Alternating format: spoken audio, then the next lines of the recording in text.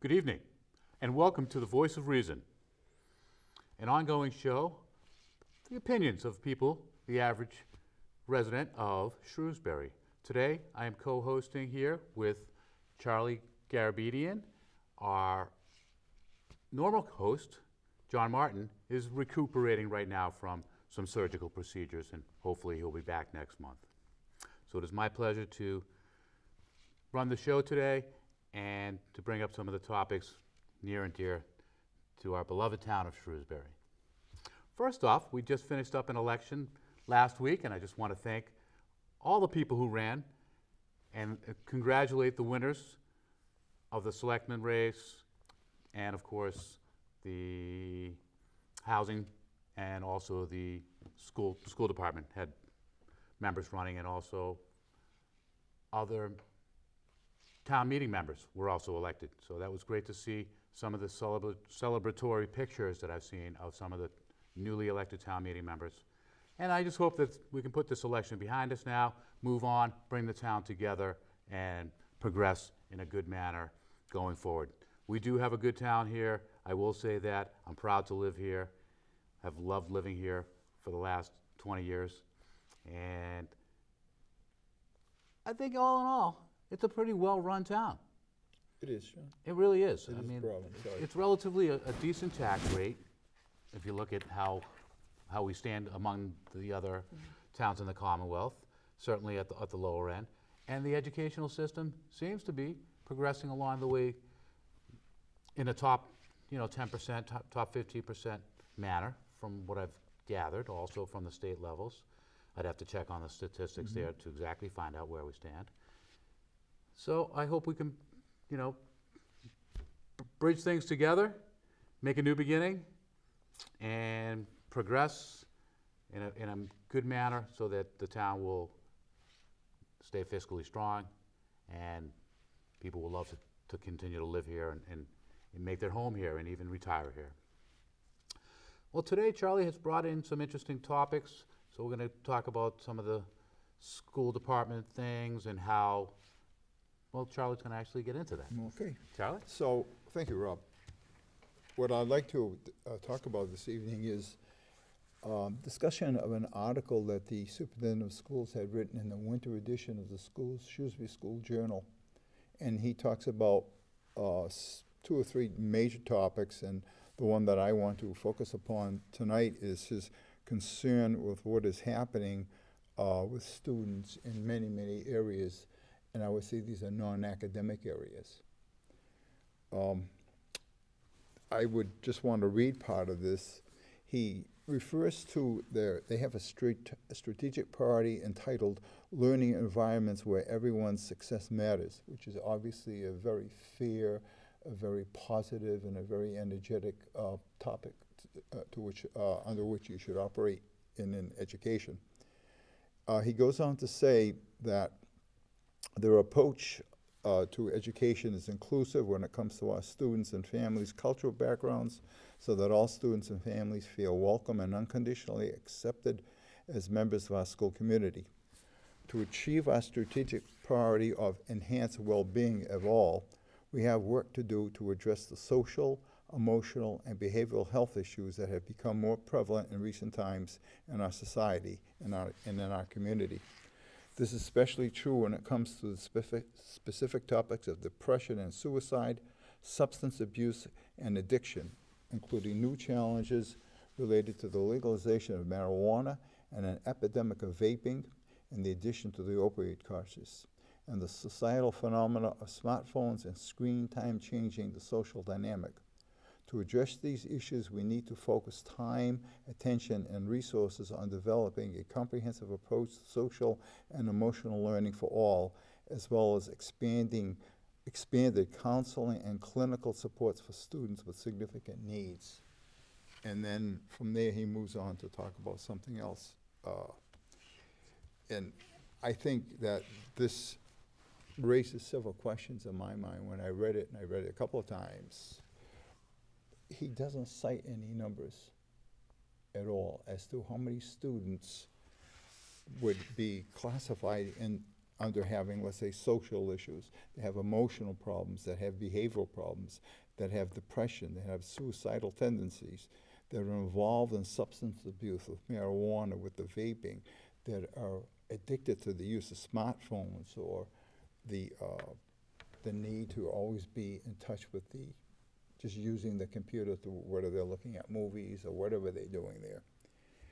And when he talks about resources, obviously that is money. He doesn't say how much money is needed to address this. He doesn't mention the role of parents at all, and I think that's something that I would like to address. Because from my perspective, some of these things should be taken care of and can be taken care of in the home. Simple. That would be of $0 to the taxpayers.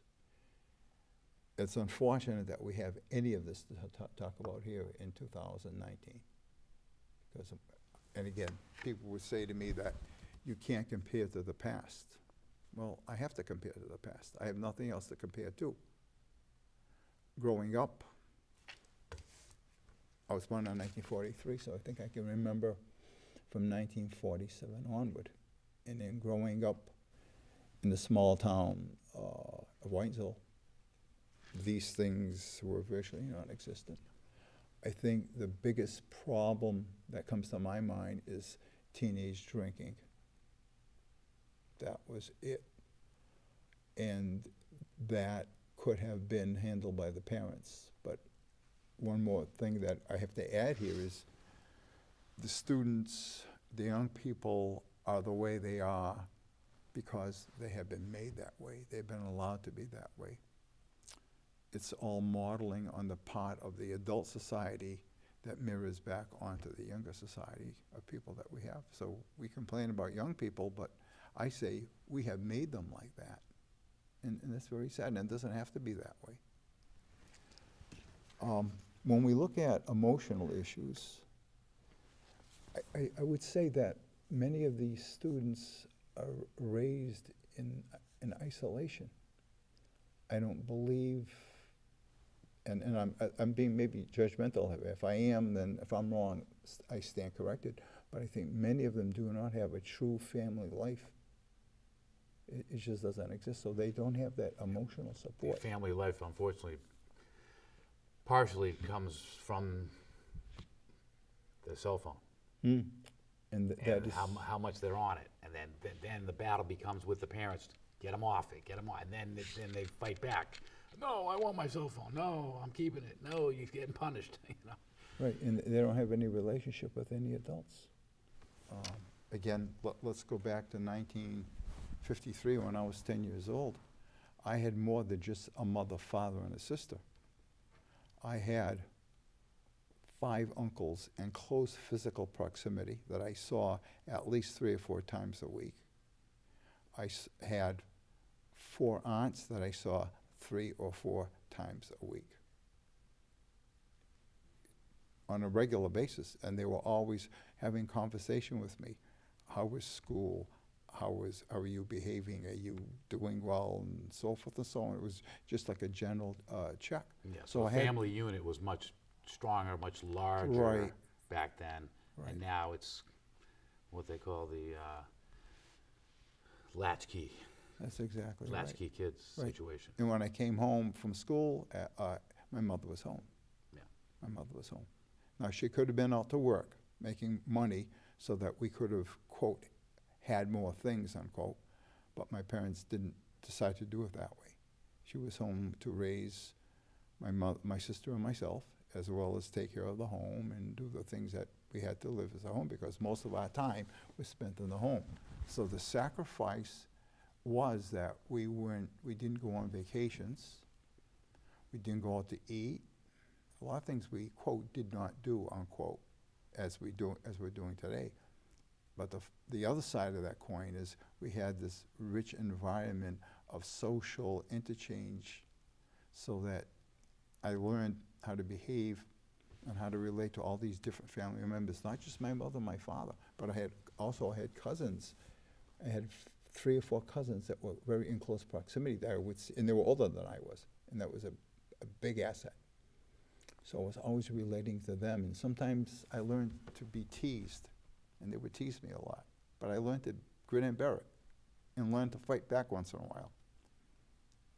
But do it in a very gentlemanly way, in a way that was acceptable, so that when they put me down, I didn't become suicidal or want to get revenge, as we see some of the terrible things that are going on today, the anger that young people have. So let's talk about the emotional and behavioral problems, as well as depression. I don't ever remember feeling depressed. Never. It just didn't happen. I felt sad when I lost an uncle back in 1956. That was the first death that I remember in the family. That was a big hit. But the other side of it, we also had church that we were into every week, and that helped. That was a big support. Well, I think, the family dinners of years gone by, unfortunately, for some, are a thing of the past. Yeah, that's Because very sad. the two family, the parents are not home, or there's too many activities going on. They have to eat in the car on the way to the sporting event or on the way back. So if that could come back, just even, 3-4 times a week, where everyone has to help with the meal, Right. everyone has to help clean it up, and at least see defined roles where you sit, and then you have the conversations over the dinner table without the devices on and without the distractions, and then the parents and kids can really bond a little stronger than the bonds that occur, because now, you see some serious violence with kids towards their parents, and it's sad to see that and to know that even goes on and exists. But I will say, I like the fact that the superintendent does do the superintendent's corner in the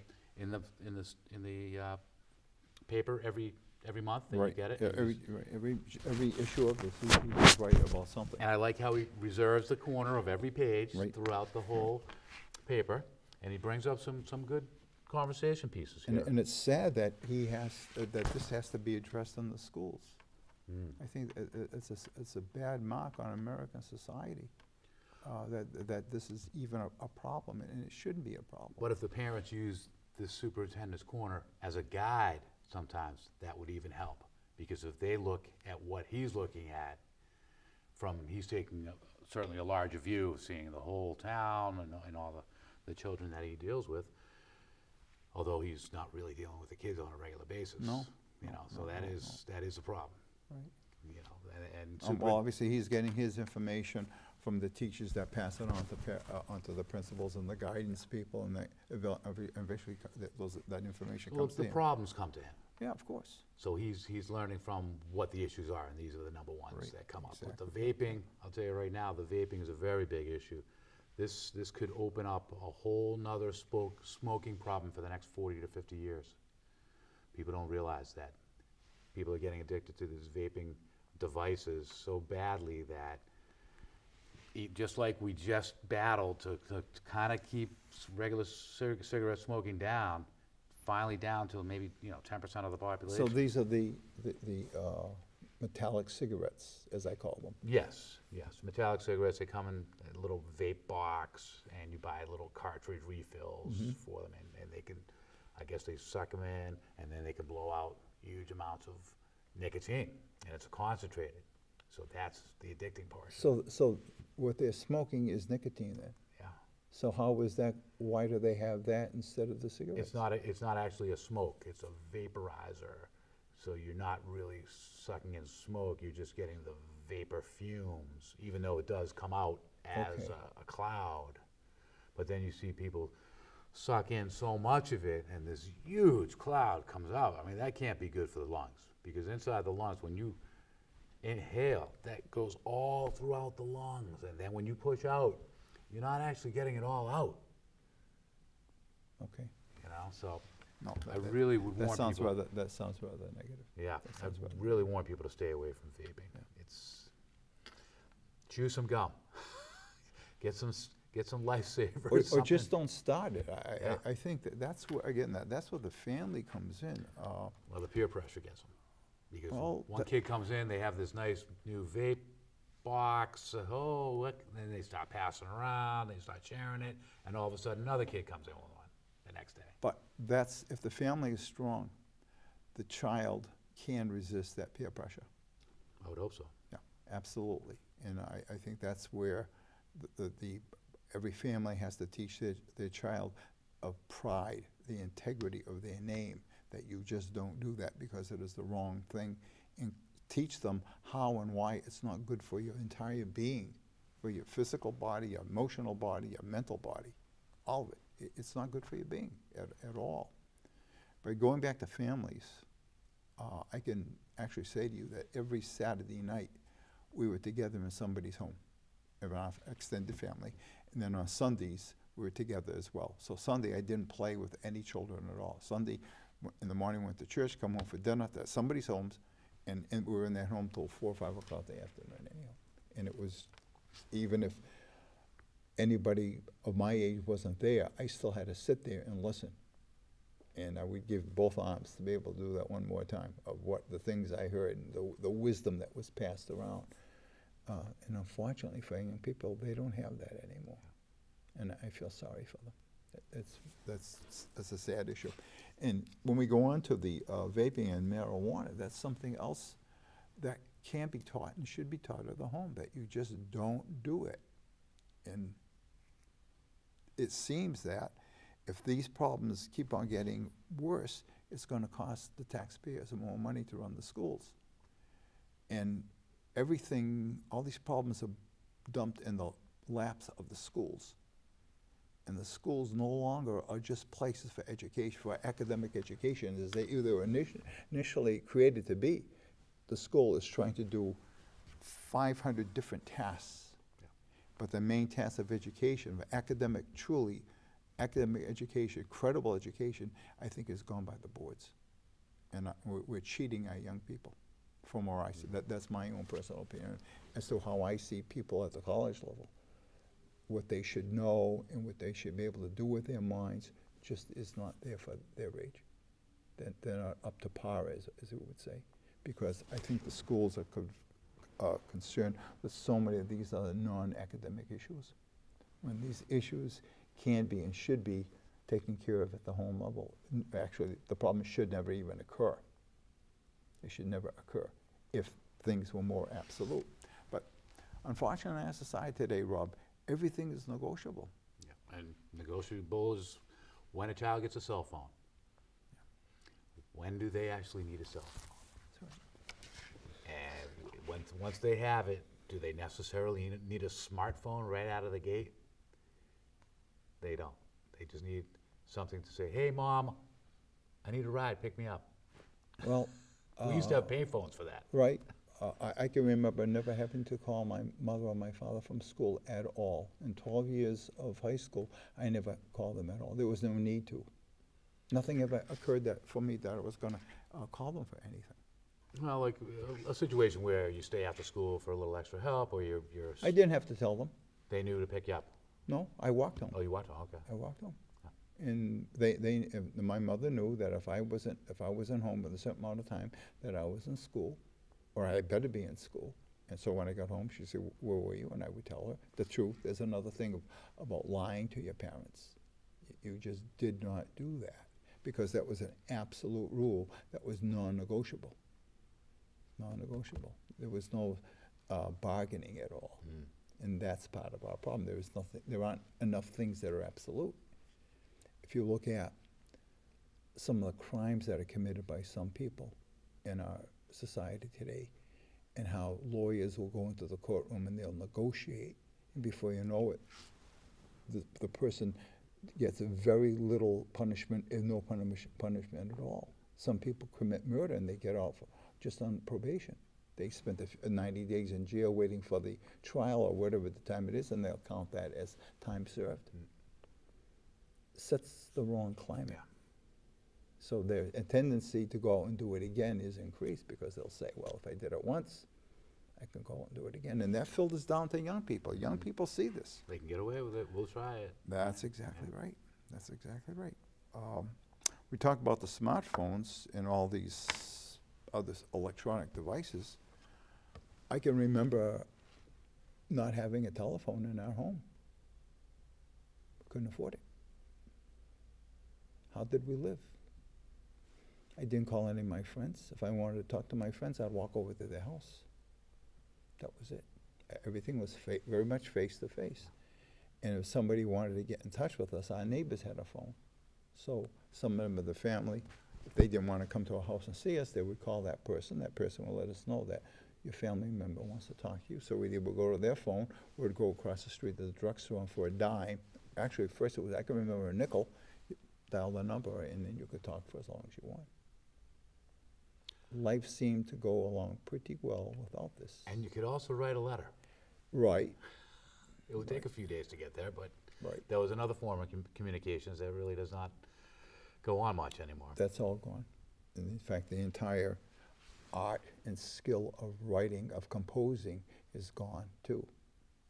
If you look at the way people write in the, when you read a newspaper, a lot of those articles, there are spelling errors and there are grammatical errors, and these are professional writers, supposedly. And there's also software packages that run through it a Right. couple times to check it for them and seem to miss it. Well, also. because the software packages are written by people that just didn't see everything. So it goes down to as I say, a decline in academic credibility of everybody as to, in terms of what they are doing for their profession. We are dropping down, and I don't care as much as they talk about test scores being better and so forth and so on. The proof of the pudding is in the eating, as they say. Mm-hmm. I believe that, and you can see. Just a real quick question on the bus issue, because I do notice it now along our major roads, North Quincy, South Quincy, you'll see the bus stopping at every single house. Right. Now, there isn't there are very few just consolidated bus stops now, unless they're in the neighborhoods. Right, and that's for safety. For safety, because they don't want anybody walking on the streets with these cars now that are distracted drivers constantly looking at their cell phones, and all of a sudden they could hit somebody walking just a couple houses away. And also for the safety of the child, because there are people out there that will do harm to young people.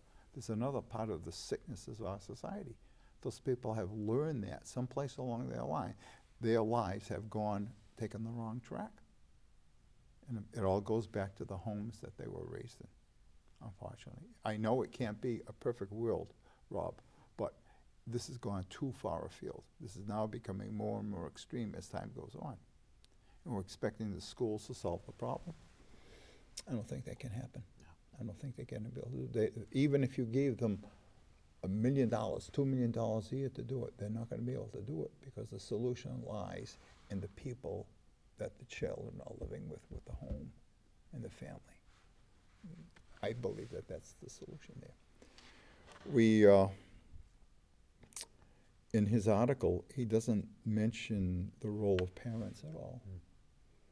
And we have parental groups in town. I think they have a parent-teacher-student association. PTA, okay, Right. yes. I should think groups like that would be out there holding signs and saying, no marijuana, no vaping, and have demonstrations. I don't see that, to help the young people. The young people have to see the adult population take a lead in this, and then they'll say, maybe there's some credibility to what they're saying. If the home can't do it, then parental groups have to start doing it. Again, zero cost to the taxpayer. And maybe if we can take this responsibility away from the school department, then the school department can spend more time and resources on the academics, which is really their primary goal. I see everything else as being rather secondary and distracting from what they should be doing in school.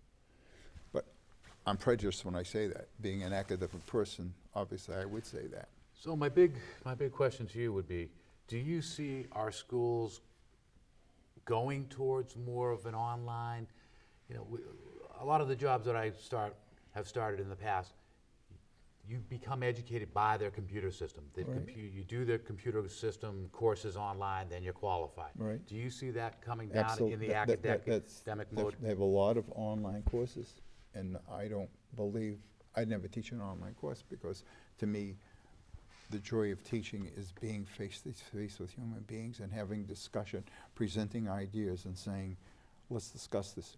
What don't you understand? Let's do another example.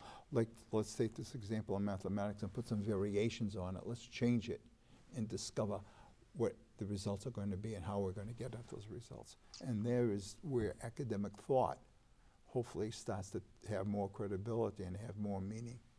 And it's obviously more difficult, but that's okay. That's how you learn. I mean, I think it could be used in conjunction with the teachers. At certain times. Maybe just for your homework assignments, have them on there, and then it could be more easily corrected. Well, all that is, again, right, but the bad part about that is that in mathematics, I don't want to see a correct answer. You want to see how it's worked out. I want to see the step-by-step process. I want to see their writing. I want to see how neat and clean that they can write and communicate. That's still important. And in some areas, they're going to have to write me some sentences explaining to me why something works or doesn't work the way it does. Can they write those sentences with correct grammar, with correct spelling, so forth and so on. Those are important life skills that we are now losing. The memorization goes a long way. However, Up to a point. You need to be able to rationalize and analyze and then interpret. That's right. But you need to be able to memorize, and that's something else that's been taken out because young people have not memorized timetables, for instance. I had just finished a course this semester. There was one problem. 18 divided by 3 was part of a bigger problem. They didn't know how much 18 divided by 3 was. They had to go with the calculator. That's sad. Now, these people are college people. They've graduated from high school. They passed MCAS. That's saying something to me. That's saying something to me. Yes. It's 6, by the way.